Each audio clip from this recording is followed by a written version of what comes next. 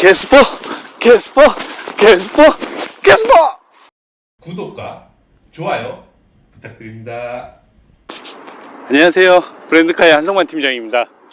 오늘 소개해드릴 차량은 22년도 경차 1위 캐스퍼입니다. 우리 캐스퍼는 현대에서 이제 경차가 없었는데 새롭게 출시를 했죠. 보통 경차는 기아에서 나오는 레이와 모닝, 그리고 쉐보레의 스파크, 이렇게 3파전이었는데 현대가 출시를 하게 되면서 1위 자리를 탈환을 하게 되었습니다. 일단 전면부 디자인을 보게 되면 헤드라이트와 그 다음에 방향지시등을 나눠놨습니다. 헤드라이트는 밑에 포지션을 하고 있고요, 방향지시등은 위에 있는데 요거는 디자인적으로 조금 더 예쁘게 보이려고 하는 측면이 가장 강한 것 같습니다. 그리고 앞에 그릴을 보면은 여기 코 같죠?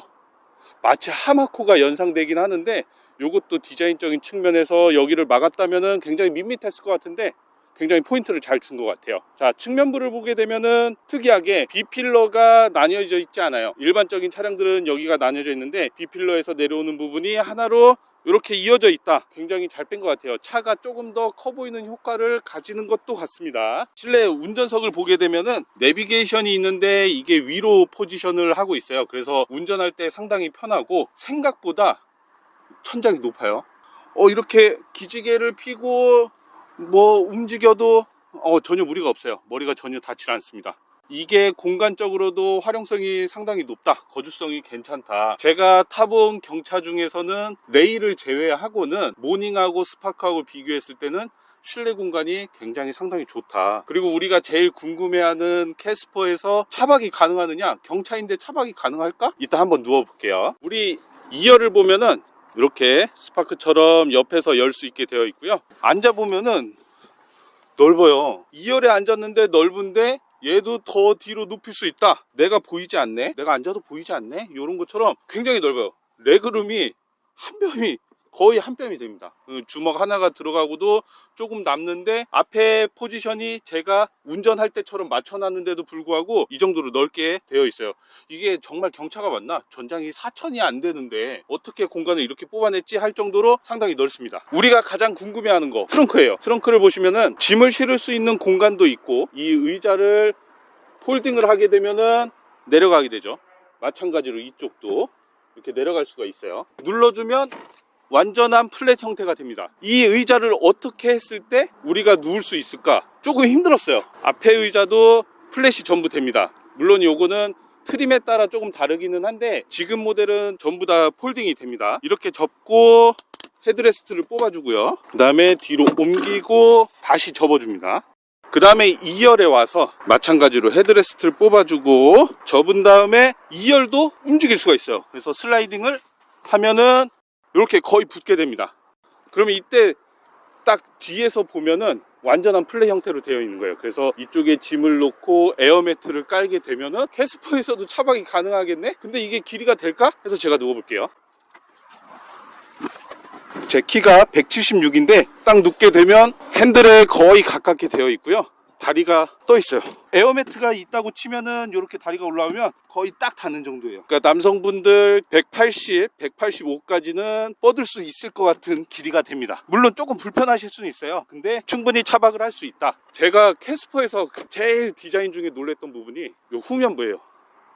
우리 현대 엠블럼 캐스퍼 레터링이 없다고 치고 여기 후면 램프를 보면은 이게 어떻게 이렇게 이쁠 수 있죠? 현대 디자인팀이 굉장히 잘 뽑아낸 것 같아요. 요 밑에 있는 방향지시등이 조금 더 위에 있었으면은 뒷차들한테 좋았을 것 같은데 그거 빼고는 디자인적으로는 아주 만족하는 디자인입니다. 이런 포인트 하나하나 신경 쓰면서 디자인적으로 완성을 했다는 거, 캐스퍼가 경영차 중에 왜 1위를 했는지 알 수 있다는 거. 터보 모델 이제부터 시승을 해볼 건데요, 시승하면서 어떤 점이 좋고 어떤 점이 안 좋은지 다시 한번 설명을 드리겠습니다. 자, 시승 떠나보시죠.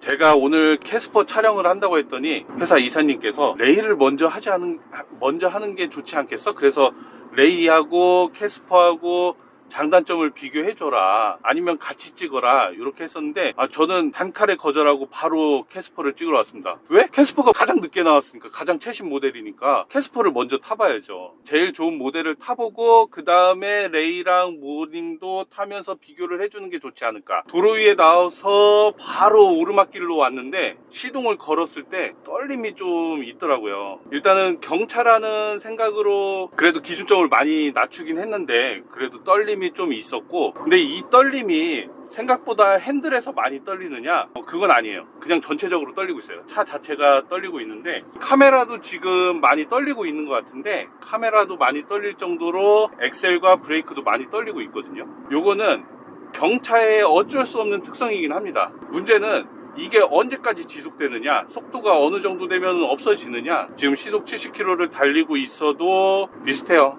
네, 지금 비슷해요.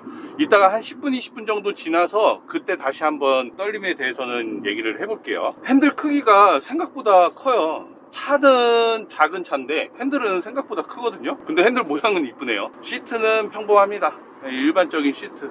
근데 약간 불편한 거는 이 허벅지 부분이 너무 좀 올라와 있어요. 근데 이게 오히려 여성분들한테는 좀 도움이 될 것 같아요. 남성분들한테는 조금 짧을 것 같아요. 이 무릎과 허벅지 사이의 공간이 조금 남는다는 거. 이미 타겟층 자체도 여성분들한테 많이 맞춘 타겟층인 것 같아요. 이 시트에서 보면은 약간 엑셀과 그 다음에 브레이크가 왼쪽으로 치우쳐 있어요. 내가 정말 편하게 다리를 벌리고 운전하기에는 쉽지 않다. 그냥 편하게 운전하기에는 이 위치가 좋진 않다. 그래서 약간 제가 왼쪽으로 이동해서 하려고 하면 이때는 좋은데 왼쪽만 올라와 있으니까 이걸 장거리 운전하면 허리가 아프겠죠. 엑셀하고 브레이크의 위치가 조금 아쉽다. 조금만 오른쪽으로 왔으면 좋았을 것 같은데 이거는 옆에 공간 때문에 오지 못한 것 같아요. 이 사이드 브레이크가 풋 브레이크로 돼 있어요. 그래서 왼쪽에 포지션을 하고 있는데 이게 적응이 안 되신 분들은 자꾸 건드릴 수도 있어요. 자, 이렇게 앉아가지고 제가 몸을 비틀고 왔다 갔다 움직이고 머리를 왔다 갔다, 저는 앉은 키가 크거든요. 176인데도 불구하고 앉은 키가 크기 때문에 남성분들 180이 넘는 분들하고 비슷해요, 앉은 키가. 그런데도 머리가 안 닿아요. 충분히 남습니다. 실내 공간은 최고입니다. 전장이 4,000 정도밖에 안 되는데 3,900 몇십 정도 되는데, 그런데 아까 눕는 거 보셨죠? 그 정도로 공간이 넓으니까 거주성도 상당히 좋다는 거. 그렇게 따지면은 경차가 터보 모델로 뽑으면은 뭐 빠지는 게 없어요. 이렇게 좋은 차인데. 우리가 캐스퍼를 볼 때 이제 옵션을 선택하면은 어떤 게 제일 좋냐 이런 생각을 하게 되는데, 뭐 인스피레이션도 있고 디에센셜도 있고, 그다음에 새로 생긴 옵션인 거죠, 디에센셜이. 가성비적인 측면에서 제일 좋다고 생각을 하기 때문에 저도 인스피레이션 가는 것보다는 디에센셜이 제일 괜찮은 옵션들만 모아놓지 않았나. 단지 논터보냐, 터보가 아닌 일반 모델이냐, 아니면은 터보 모델이냐, 그 둘 중에 봤을 때는 터보 모델을 조금 더 추천드리고 싶어요. 당연히 출력이 높기 때문이기도 하고, 가장 결정적인 거는 변속 충격이 없거든요. 거의 없어요. 못 느끼겠어요. 이 모델은 통풍 시트도 있고 열선 시트도 있고, 우리 요 LFA라고 해서 레인 팔로잉 어시스트 요 장치도 있어요. 우리가 차가 계속 가운데서 갈 수 있게 해주는 크루즈 컨트롤과 레인 팔로잉 어시스트까지 있는 안전 보조 시스템까지 다 있는 차량입니다.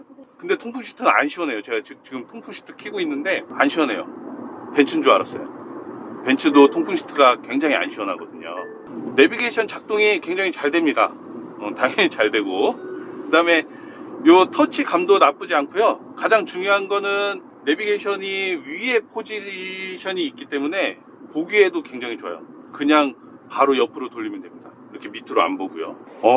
제가 방금 음악을 들어봤는데 음질이 왜 이렇게 좋죠? 그냥 일반적인 곡을 들어봤을 때 우퍼가 강한데요? 저음 부분이 상당히 좋고요. 이 음악을 들었을 때 차가 움직일 정도예요. 저음에서 저한테 떨림이, 그 음악의 중저음이 몸으로 느껴질 정도. 그게 너무 기분 좋게 다가옵니다. 그러니까 음악 들으면서 신나게 타셔도 될 만한 차량입니다. 꼭 들어보셔야 돼요. 음악 진짜 좋아요. 음질이 예술인데요. 경차에서 요런 것까지 신경을 썼다는 거는 현대가 작정을 하고 만들었구만, 이런 생각이 들 정도입니다. 자, 이제 가속을 한번 해볼게요. 급가속. 자, RPM 3000입니다. 출력은 생각보다 만족스러워요. 잘 나갑니다. 근데 RPM이 3000인데도 가속이 잘 되진 않아요. 경차 특성이죠. 출력이 좋다고 해서 가속이 엄청 잘 되는 건 아니니까 급가속은 될 수 있으면은 안 하는 게 좋지 않을까 생각이 듭니다. 연비적인 측면에서도 좋은 영향은 없거든요. 자, 스포츠 모델로 한번 바꿔봤습니다. 확실히 일반 노멀 모드로 달릴 때보다는 스포츠 모드로 달릴 때 좀 가속력이 조금 더 좋네요. 단지 연비가 좀 뚝뚝 떨어진다는 거, 그거 빼면은 가속력은 더 좋은데 그냥 노멀 모드로 타셔도 충분할 것 같아요. 약 10km 정도 달렸어요. 10km 정도 달리고 있는데 경차가 연비 잘 나올 거라고 생각하는데 그렇진 않아요. 경차는 원래 조금 빨리 달리기 위해서 엑셀을 다른 차들보다 좀 세게 밟거든요. 그래서 연비가 보통 통상적으로 한 9km, 10km 이 정도 생각하시면 좋을 것 같은데, 시내 주행에서 지금은 고속도로를 달리고 있기 때문에 약 15km 정도가 나옵니다. 요거는 이따가 다시 시내 주행할 때 연비를 다시 한번 또 볼 거예요. 지금 제가 타고 있는 이 모델은 터보 모델이기 때문에 일반적인 모델하고 달렸을 때 약 마력수로, 성능으로 따졌을 때 한 25마력 정도 더 높거든요. 터보 모델은 약 100마력 정도가 되고요. 그 다음에 일반 모델들은 한 75마력에서 왔다 갔다 합니다. 모닝이나 레이도 한 75마력 정도에서 왔다 갔다 하는 모델들이죠. 근데 그 차보다 제가 일부러 터보 모델을 가져왔는데, 터보 모델 전에 그냥 일반 모델을 탔을 때 캐스퍼는 정말 차가 안 나왔어요. 경차인 거를 감안해도 차가 안 나가더라고요. 이유를 봤더니 공차 중량이 다른 경차들보다 좀 무겁네? 단지 그 이유 때문은 아니겠지만 분명히 영향이 있다는 거. 차량이 무거우니까 좀 덜 나가는 게 있고, 이 변속기에 대해서도 할 말이 정말 많아요. 4단 변속기가 들어가 있는데 우리나라 기술력으로, 현대 기아의 기술력으로 4단이 아니고 뭐 5단, 6단 충분히 넣을 수 있는데도 불구하고 4단을 넣은 이유가 있겠죠. 경차에 더 큰 미션을 넣을 수가 없었고, 그거는 당연히 무게에도 영향을 미칠 거고요. 그런 것들 때문에 4단을 넣었는데, 4단의 가장 큰 단점은 변속 충격이 강하다는 거, 그 다음에 단수가 올라갈수록 딜레이가 있다는 거, 그런 것들이 강하기 때문에 4단보다는 5단, 6단을 했으면 어땠을까. 그래도 어차피 무거워진 공차 중량이라면 그런 것들을 넣었으면 어떻을까 하는 생각이 있습니다. 이 이유가 일반 모델에서 제가 2단, 3단에 4단 넘어갈 때 딜레이도 강하기도 했는데 변속 충격이 세더라고요, 생각보다. 근데 이 터보 모델을 탔더니 없네요. 딜레이는 약간 있지만 변속 충격이 없어요. 그래서 깜짝 놀랐어요. 경차인데 변속 충격이 거의 느껴지지 않네. 일반 자가용으로 쓰기에는 터보 모델이 훨씬 좋지 않을까라는 생각이 듭니다. 정체 구간입니다. 정체 구간에서는 엑셀을 밟아서 20km, 30km 이렇게 가고 있는데, 고속에서는 잘 느끼지 못했던 이 브레이킹이 조금 더 깊게 밟아줘야 제동력이 좀 좋아진다는 거. 밀린다는 느낌은 아닌 것 같아요. 밀린다는 느낌보다는 조금 더 깊게 밟아줘야 좋을 것 같다. 지금 터널을 들어왔는데 소음이 당연히 있죠. 없을 수는 없는데 이 소음이 생각보다 센데요. 모든 밖에 있는 풍절음들이 다 들어오고 있습니다. 모든 게 다 느껴져요. 옆에서 막 뒤에서 다가오는 것까지 다 알 수 있을 정도예요. 그 정도로 터널에서는 강하게 느껴지는 게 마치 그냥 중형차들이 창문을 좀 열고 달리는 듯한 그런 기분이 들 정도입니다. 시속 80km 정도가 되니까 풍절음이, 일반적인 차량들이 100km에서 시작되는 풍절음이 80, 70, 80 정도만 돼도 느껴지기 시작합니다. 근데 원래 제가 SUV를 많이 타긴 하는데 SUV들은 뒤쪽에서 오는 풍절음이 많은데 이 캐스퍼는 앞에서도 있어요. 운전을 하면서도 엔진의 소음과 엔진의 떨림은 느껴진다. 의외로 노면 소음은 굉장히 덜해요, 생각보다. 그러니까 이 기준점들이, 지금 초점들이 다 앞에, 그 다음에 옆에서 느껴지는 풍절음, 이런 것들이 있다 보니까 노면 소음은 상대적으로 좀 덜한 것 같습니다. 그래서 이 하체는 생각보다 괜찮은데 라는 생각도 들어요. 근데 엑셀을 조금 밟으면, 가속을 해서 빨리 변속이 되지 않으면은 한 2단, 3단에 계속 물려있는 느낌이 나면 엔진 소음이 많이 나요. 그런데 음악 소리가 있으면은 묻힐 정도니까 그렇게 큰 소음은 아니다. 이 기준점들이 달라서 그런데 경차끼리 비교했을 때는 비슷비슷합니다. 그래도 한 90km 정도 될 때에 브레이크를 밟으면 괜찮아요. 제동 잘 되고, 조금 제동력을 더 크게 가지려면은 그냥 깊게 밟아주시면 될 것 같아요. 제가 캐스퍼를 보면서 아까 리뷰 때 말씀드리려고 하다가 말았는데, 정말 아쉬운 부분이 있었는데, 밖에서 도어 열림 버튼이 운전석 쪽에만 있어요. 조수석 쪽에는 없더라고요. 그러니까 문 한쪽에만 있는데, 이거 비쌀까 안 비쌀 것 같은데, 요거를 조수석에까지 장착을 해줬으면은 훨씬 더 밸런스가 맞지 않았을까. 이거는 큰 옵션이 아니거든요. 요게 조금 아쉬움으로 남긴 해요.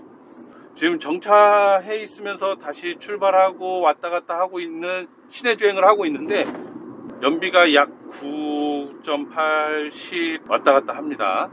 그래서 요 정도 연비가 나오고 있으니까, 실제로 시내 주행하시면은 너무 세게 밟지만 않으면은 10km 정도 내외에서 왔다 갔다 할 것 같아요. 인터넷에서 우리가 볼 때 실제로 연비가 캐스퍼 연비는 다른 경차에 비해서 너무 떨어집니다 라고 하는데, 제가 볼 때는 큰 차이 안 나요. 그 차량들보다는 조금은 떨어지는 게 맞는 것 같긴 한데, 그게 한 달 우리 유류비로 생각했을 때 엄청난 차이가 나느냐? 차이 나봐야 제 생각에는 뭐 1, 2만 원 정도, 물론 주행거리에 따라 다르겠지만, 일반적으로 타시는 분들의 뭐 한 달에 한 10만 원, 15만 원 넣는다고 하면 그 중에 만 원 정도 차이 날까 말까예요. 이 정차했을 때 소음은 있어요.